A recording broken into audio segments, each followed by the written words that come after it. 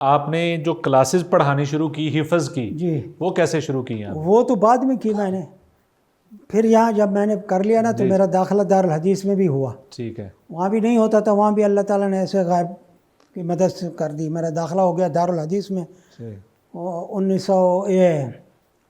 1386 میں.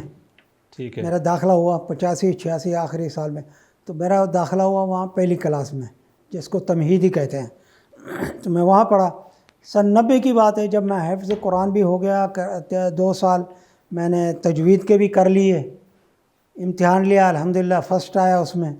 دارالحدیث میں بھی داخلہ ہو گیا میرا. صحیح.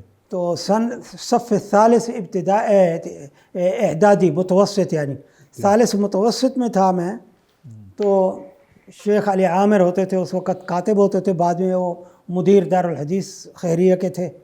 صحیح. تو وہ میرے پاس آئے وہاں کلاس میں، دوسروں سے معلومات کرتے کہ کوئی حافظ ہے، کوئی حافظ ہے. کسی نے جواب نہیں دیا تو میں نے ہاتھ کھڑا کیا. تو میں نے کہا میں حافظ ہوں. انہوں نے کہا بات یہ ہے کہ ہمیں ہے ٹیلی فون. اس وقت شراف الدین ہی ہوتی تھی حرم شریف میں، ریاست عامہ شؤون الحرمین نہیں ہوتا، بعد میں بنائے. تو اس میں شیخ عبداللہ بن حمید جو ہے نا وہ رئیس ہوتے تھے اس کے.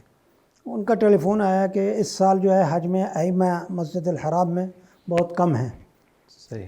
ایک تو شیخ عبد المہیمن ابو السمح یہ بیمار تھے، ہسپتال میں داخل تھے. شیخ عبداللہ خلافی بھی اسی طرح ذرا طبیعت ان کی ناساز تھی، تو وہ بھی اعتذار کر گئے کہ میں حج کے موسم میں نہیں آؤں گا. اور بھی وہ شیخ عبد الرحمن شالان ان کو خطبے کے لیے مقرر کیا تھا. شیخ عبداللہ خیاط بھی اسی طرح، وہ بھی بڑی عمر کے تھے تو ذرا وہ بھی. بہرحال ہمارے پاس ائمہ نہیں ہیں، کوئی ایسا ہو حافظ قرآن، یہ استاد ہو یا طالب ہو تو ان کو بھیجو. مجھے بھیجا، انہوں نے قرآن شریف سنا. قرآن شریف سننے کے بعد شیخ محمد بن عبداللہ بن سبیل کو کہا کہ ان کا نام لکھ لیں. نام لکھ لے. وزارت الحج والاوقاف اس وقت تھا، ان کو بھیجا.